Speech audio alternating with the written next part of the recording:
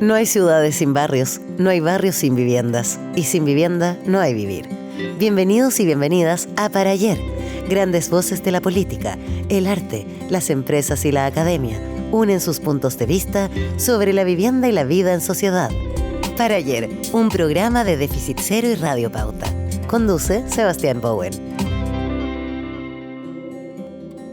Bienvenidos a un capítulo más de Para Ayer, programa que realizamos en conjunto entre Déficit Cero y Radio Pauta.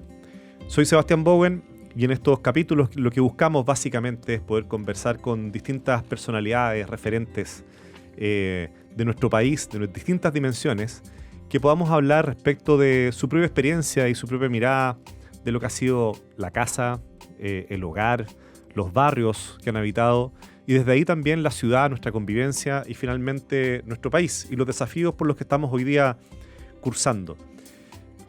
Constantemente en estos capítulos hemos tenido personas de artistas, hemos tenido también acá deportistas, hemos conversado con actores, actrices, cantantes, actores de la política, y pocas veces hemos conversado con personas que tengan amplio conocimiento de los temas de vivienda y urbanismo. Justamente hoy día nuestro invitado es una de esas personas en nuestro país. Pablo Alart, arquitecto, urbanista también, actualmente decano de la Facultad de Arquitectura y Arte de la Universidad del Desarrollo y también director del estudio de arquitectos Alart y partner, si no me equivoco, ¿cierto? Y fundador justamente de ese estudio, enfocado en temas de desarrollo urbano, infraestructura y otras cosas. Muchísimas gracias por estar hoy día acá presente en Para Ayer. Hola Sebastián, encantado de estar en Para Ayer junto a Déficit Cero, un honor además. Y me siento muy grato porque estar en Radio Pauta, yo soy columnista semanal de Radio Pauta desde que partió la radio. Está en tu casa. Y nunca había estado invitado. Siempre había estado en calidad de... Es como cuando uno no hace turismo en su ciudad hasta que llega alguna visita y lo lleva a turistear, digamos. Así que feliz de poder conversar con un poco más de tiempo, un poco más de holgura en este tema tan crítico y crucial como es el acceso a la vivienda. Oye, yo hice una presentación como con chanfle, en verdad, porque dije, vamos a presentar a una persona que sabe mucho de vivienda y ciudad, pero en realidad te queremos sacar el jugo de otro lado, de tu propia historia, porque justamente que has dedicado tu vida a entender, a hacer lo que es la ciudad, nos interesa conocer cómo llegó, digamos, tu persona a esas temáticas y a esa pasión finalmente. Entonces, por ejemplo, una primera pregunta que nos surge: el lugar donde naciste, Pablo, los primeros barrios que tuviste y que se fue formando así tu conciencia, ¿cuáles fueron? A ver, mi carnet dice que yo nací en Recoleta, pero a los 6 meses, el año 69, mi familia partió a vivir a Venezuela. Mi padre trabajaba en la Corfo, Chile se asoció al Pacto Andino, a la CAF, y la sede estaba en Venezuela, y le ofrecieron a mi papá, un abogado joven de la Corfo, irse con la representación chilena a la CAF. Estamos hablando del gobierno de Frei padre. Y partió con todo el familión para Venezuela. Y yo me crié en Caracas. Yo tengo 2 hermanos venezolanos y viví 12 años allá, toda mi infancia, en Caracas, Venezuela. Y te diría que eso ya es una experiencia que te marca mucho, porque Chile era algo...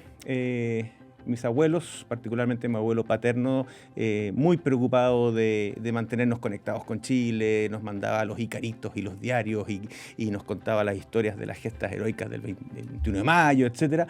Y además, una vez al año le permitía, digamos, la CAF a mi papá venir con la familia y íbamos a Viña, mi familia es de Viña del Mar. Entonces, era este contraste entre vivir en un país que en ese entonces además era otra Venezuela, era Venezuela saudita, era una Venezuela con una democracia estable, con el petrodólares por todos lados, pero también con una inequidad feroz. O sea, los campamentos y la informalidad eran estructurales allá hace mucho tiempo.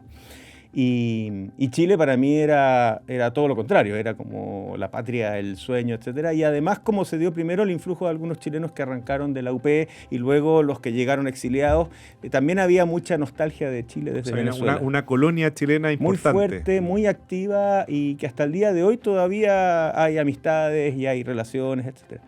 Entonces fue una niñez muy feliz. Te diría que Venezuela es un país maravilloso, es muy triste lo que ha vivido en el último tiempo. Y Y la verdad es que tengo muy, muy buenos recuerdos de esos años. Y ahí estuviste en Caracas. Sí.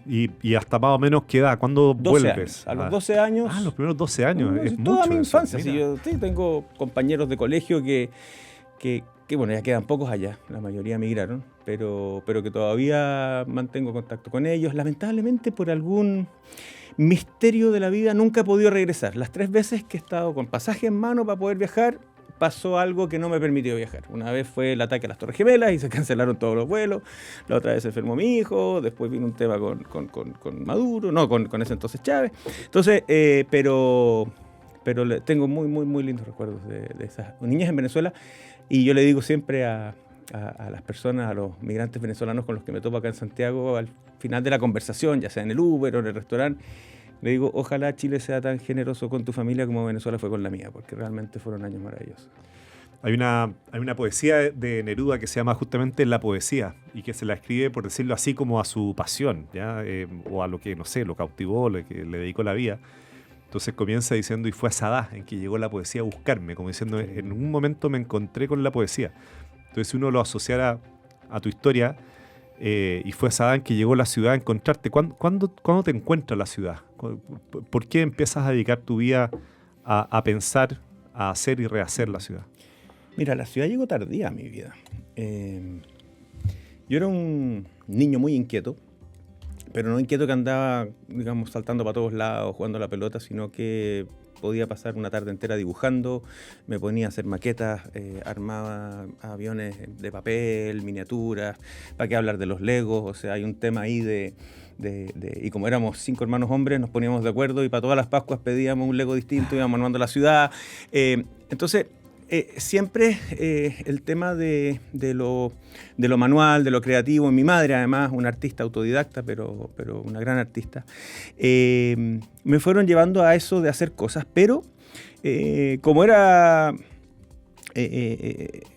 muy, muy estético también en las cosas que me atraían, en algún momento cuando estaba pensando en la vocación, pensé publicidad. O sea, a mí me gustaba hacer cómics, hacía las caricaturas de mis compañeros en el colegio, etc. Todos los afiches de los eventos del colegio lo hacía yo. Y estando en el preuniversitario, una vez uno de los profesores del preuniversitario me hizo esas preguntas que te despeinan, digamos, que te descolocan. Y me dijo, oye, Pablo, con todo el talento que tenís, los intereses amplios que tenís, porque me gustaba todo. Las matemáticas me costaban un poco, pero me gustaba todo, y lo que me costaba, además, yo aperraba. Y me dice, con todos esos talentos, ¿estás realmente pensando en dedicar el resto de tu vida a inducir a la gente al consumo que es una parte de la publicidad? Sí, claro, no estoy diciendo en contra, pero ¿y por qué no te dedicas a arquitectura o algo que construya mejores futuros, visiones? Y como que ahí dije, chuta, en realidad, yo no tenía ningún arquitecto en la familia. Y ahí empecé a averiguar, no sé qué, dije, ya voy a probar arquitectura y me enamoré. O sea, desde el primer día fue una cosa así, pero... la arquitectura no es solamente mi vocación, no es solamente mi pega, es mi hobby, es mi estrés, yo como arquitectura, duermo arquitectura, respiro arquitectura, o sea, no puedo parar, es una cosa demasiado, demasiado potente.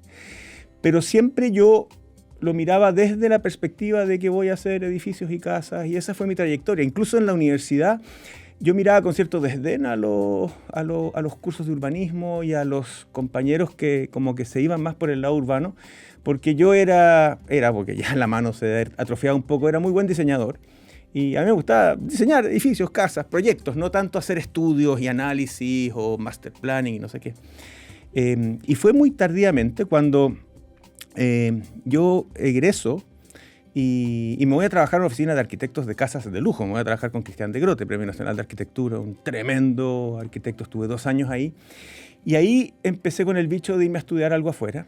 Y de repente, digo, yo ya tenía un magíster en la Católica en arquitectura, estaba haciendo arquitectura, pero no tenía idea de urbanismo. Y de repente, conversando con algunas personas, mentores míos como Rodrigo Pérez de Arce, Teo Fernández y todo, me dicen, oye, ¿por qué no exploráis no hacer otro máster en arquitectura, sino que tal vez ampliar el campo? Y ahí me fui a estudiar diseño urbano a Harvard.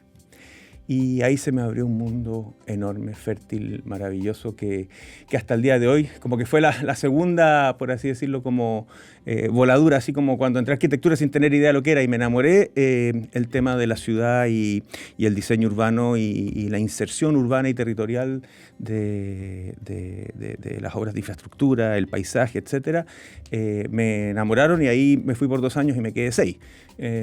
Porque me quedé al máster y después al doctorado. Y de ahí ya ese viaje no tuvo retorno, pero siempre sin dejar de ser arquitecto. O sea, yo soy arquitecto urbanista, no digo que soy urbanista, porque tiene algo muy bonito la arquitectura que al final te permite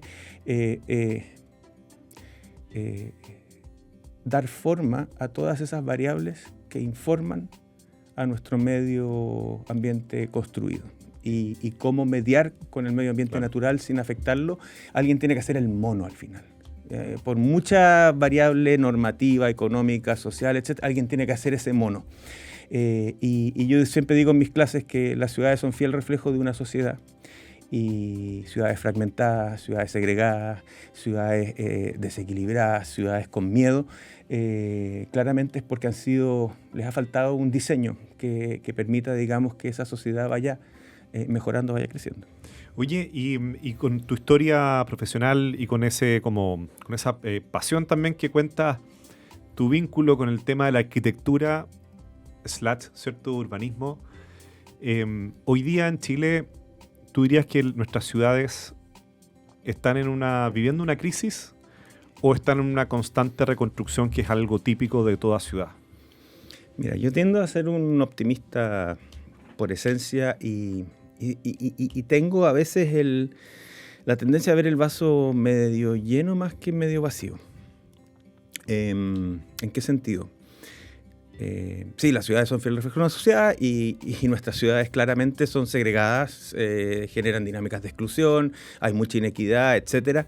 Pero si de algo me sirvió vivir 12 años en Venezuela, es entender un poco el contexto en que estamos. Y Chile es un país que en los últimos 35 años, 40 años, ha logrado niveles primero de urbanización, de población urbana de países desarrollados. O sea, casi el 90% de los chilenos vivimos en ciudades.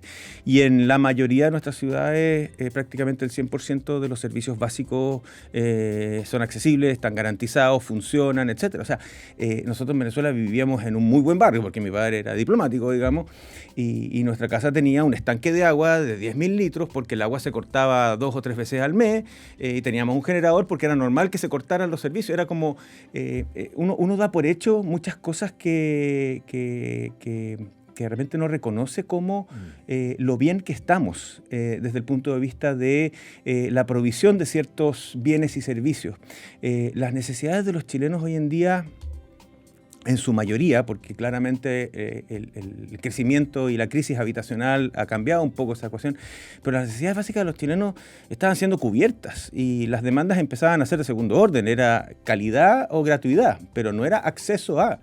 Entonces, cuando tú te das cuenta que la mayoría de los chilenos vivimos en ciudades y que las ciudades efectivamente, en su gran mayoría, tienen buena estructura sanitaria. Piensa que cerca del 50% de Lima, Perú, que es un país que nos está compitiendo en la inversión, etcétera, no tiene alcantarillado. Bueno. Y nosotros el 100% de las aguas servidas, excepto en los campamentos, pero están siendo conducidas, separadas, tratadas y devueltas al río, digamos, de manera tratada. Entonces, y con el costo más bajo en Latinoamérica. Entonces, de repente no nos damos cuenta de eso. Yo creo que nuestras ciudades son buen punto ponerlo en contexto. Claro, hay que ponerlo en contexto. Pero lo que sí comienza, digamos, a preocupar es que hay muchas fallas que son evidentes.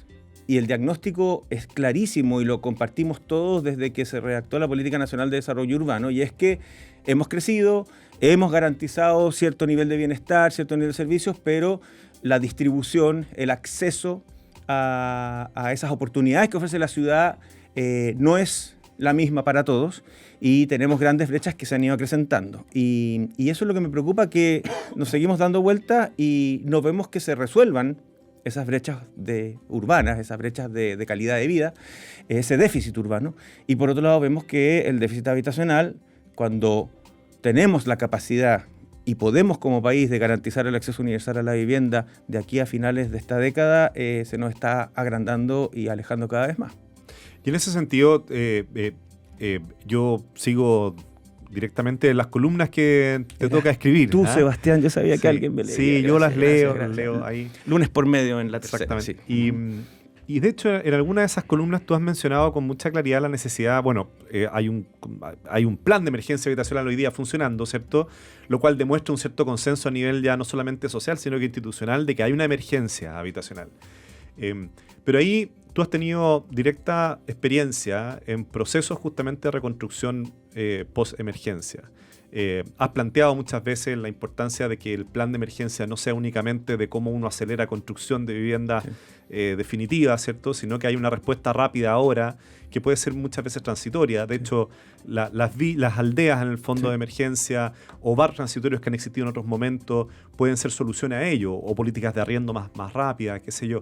Pero sin embargo, no hemos visto esa respuesta, lamentablemente, por decirlo así, más inmediata, ¿verdad? Que sea como una especie, a veces yo me hago la idea como una suerte de sala de espera, ¿cierto? Mientras se está en búsqueda de la vivienda más definitiva, ¿verdad? O la solución más definitiva, y que esa sala de espera no sea el hacinamiento, no sea el campamento o el asentamiento informal, sino que sea algo más o menos institucional. ¿Cómo avanzar hacia allá? ¿Por qué no pasa de partida? ¿Qué es lo que ves tú? ¿Qué está operando que finalmente no sucede? Wow, es una pregunta. Porque es complejo, ciertamente, hacerlo. Compleja y profunda. A ver, aquí pasan... Algo nos pasó como país. El 2007 teníamos 25.000 familias viviendo en campamento. Proxy, tú cachai más que yo, pero 25, 30.000 por ahí. Y la política habitacional, desde los 80 hasta los 2000, había apuntado a cantidad y no calidad, ¿verdad? Vamos construyendo bajos de mena, las viñitas, etcétera, que puede tener un montón de problemas, que fue acumular familias en las periferias, lejos de las oportunidades, etcétera, sin equipamiento, sin servicios, pero por lo menos las sacabais de la informalidad y los llevabas a ser propietarias. Y algo pasó, con toda la buena intención que tenía la política habitacional del 2006, la primera reforma de Bachelet, que perdimos el foco. Y yo creo que era importante incorporar a las clases medias, yo creo que era importante mejorar los estándares de vivienda, yo creo que era importante mejorar los barrios. Pero algo pasó que descuidamos los campamentos. Descuidamos a la vivienda básica. Y se nos empieza a generar esta crecimiento de la vivienda, digamos, de la informalidad, que luego viene la tormenta incluso ni siquiera el terremoto logró aumentarlo, porque ahí lo contuvimos con las aldeas de emergencia, con la política de arriendo. Acuérdate que antes del 27F, antes del 2010, el MIMBUS se cerraba a pensar en el arriendo, porque la política habitacional desde su origen era que la vivienda era un escalón para salir de la pobreza y que tenías que ser propietario, porque en el momento en que la familia era propietaria tenía un activo, podía invertir o en una pequeña, comprar un horno para hacer empanadas y surgir, etcétera, y el arriendo no era eso. Pero para nosotros fue un canal para ir aliviando, digamos, la presión que había de todas estas familias que habían sido desplazadas por el tsunami o por el allegamiento y se cayó la casa y no tenían dónde vivir. Y te das cuenta entonces que empieza a flexibilizarse, a aparecer nuevos mecanismos y cosas. Y con todo eso evitamos el crecimiento de los campamentos, pero luego viene, por un lado, la ola migratoria, el estallido y el COVID, que hizo esta explosión masiva que hoy en día tenemos 140.000, puede ser hoy día perfectamente 30.000 familias. Sí. ¿Eh? Y lo más triste es que una de las cosas que quedó probada durante el proceso de reconstrucción del 27F es que tenemos como país la capacidad de generar 100.000 soluciones habitacionales al año, haciendo este mix. Porque eso es lo que se construyó, digamos, ese año, o lo que se entregó ese año. Y si logramos mantener ese ritmo, llegamos a déficit cero en 7 años, 8 años. ¿Ah? Pero algo pasó, empezamos a perder el foco, nos enredamos, etc.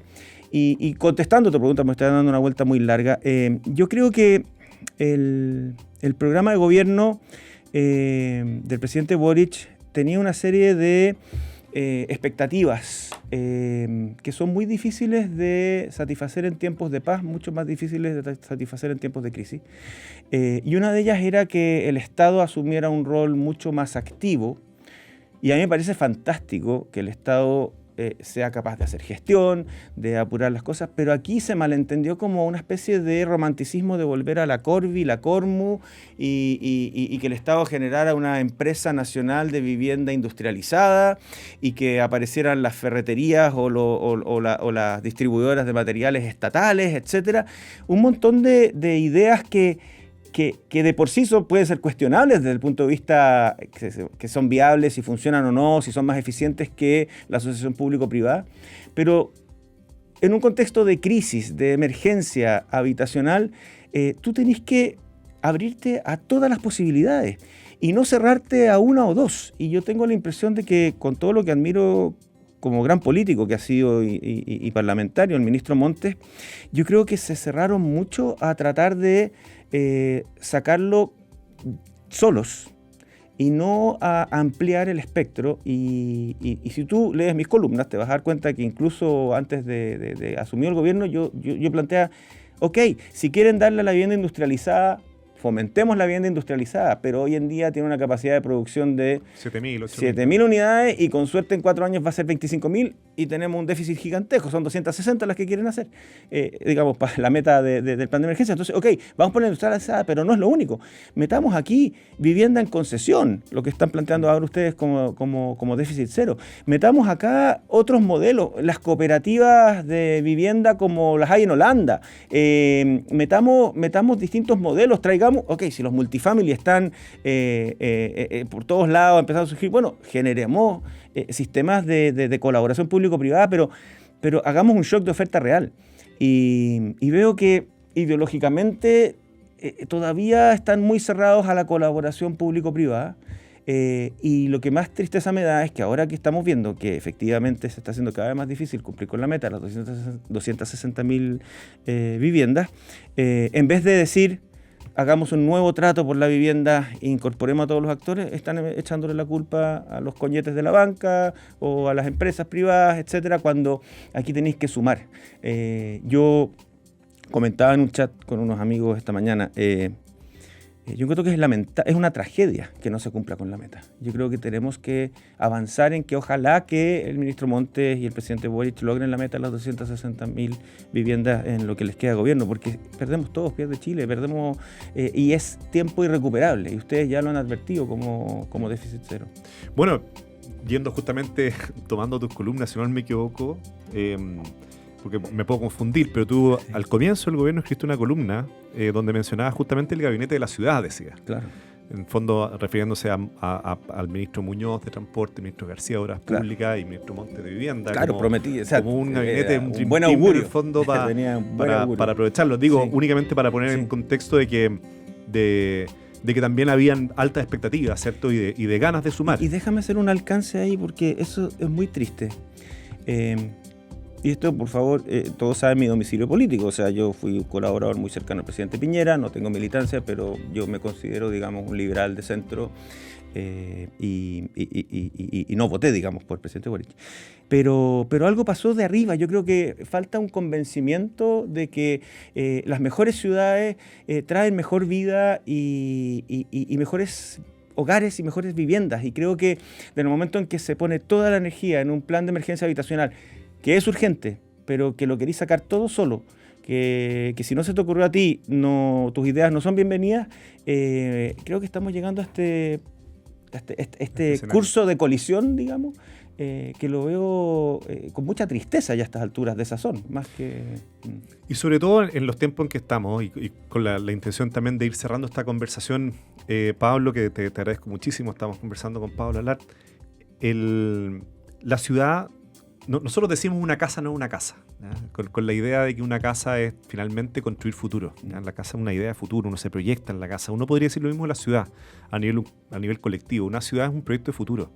Y de alguna manera, cuando hay un Estado, ¿cierto? Un gobierno, un liderazgo político que convoca y que pone un proyecto de futuro desde la ciudad, de alguna manera se pueden alinear también todos los distintos poderes y fuerzas para estar trabajando en un proyecto que es común. Tú desde la Universidad del Desarrollo has pensado también mucho el futuro de las ciudades, ¿cierto?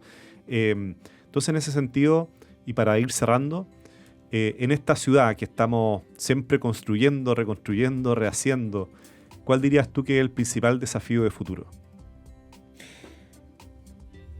4 ideas rapidito porque estamos cortos de tiempo. Primero, ¿y por qué el futuro está en la ciudad? Primero, las ciudades son el atajo en la lucha contra el cambio climático. Las ciudades consumen el 70% de la energía y emiten el 80% de los gases de efecto invernadero. Por lo tanto, antes de salvar las ballenas, los alerces, si tú haces que las ciudades sean eficientes en el uso del agua, en el uso de los recursos, que reduzcan emisiones, vamos a haberle ganado la lucha al cambio climático. Entonces, ahí tenéis una. La segunda, las ciudades donde vamos a resolver las demandas globales por justicia social. Porque las ciudades son fuente de oportunidades y ya está probado que la gente está migrando a las ciudades porque hay mayor acceso a oportunidades de todo tipo y tenemos que resolverlas en ellas. Y ahí claramente la crisis habitacional es un tema superior a Chile, es un tema global y tenemos que, en la medida en que resolvamos la crisis habitacional y hagamos que las oportunidades de las ciudades estén igualmente accesibles para todos y todas, vamos a tener también ahí un atajo hacia la equidad. El tercero, la transformación tecnológica. O sea, los cambios que van a traer la transformación digital van más allá de que ahora tomáis un Uber en vez de tomar un taxi, etcétera. Van a generar espacios para que tengamos lo que se llama la ciudad compartida, donde empecemos a compartir cosas que antes cada uno lo distribuía por separado, etcétera, y ahí hay un espacio enorme para crecer. Y lo último, que es algo muy bonito que yo veo particularmente en las nuevas generaciones, que muchas veces nosotros los cincuentones somos muy críticos de las nuevas generaciones, es un nuevo humanismo. Con tanta inteligencia artificial, con tanta violencia, etcétera, está surgiendo con mucha fuerza una idea de volver a poner a las personas en el centro de la ciudad. Y te digo entonces, si la ciudad es el atajo para el cambio climático, si es donde vamos a resolver la mayoría de las demandas globales por justicia social, abrazando el potencial de las nuevas tecnologías y poniendo a las personas en el primer lugar, enhorabuena que yo haya decidido dedicarme al urbanismo y no solo a la arquitectura. Y enhorabuena a esta conversación. Muchas gracias, Pablo, por estar hoy día acá. Gracias, Sebastián, por la invitación. Chao. Esto fue Para Ayer. Grandes voces del Chile de hoy conversan junto a Sebastián Bowen sobre la vivienda y la vida en sociedad. Escúchanos también en el canal de Spotify de Déficit Cero y en pauta.cl.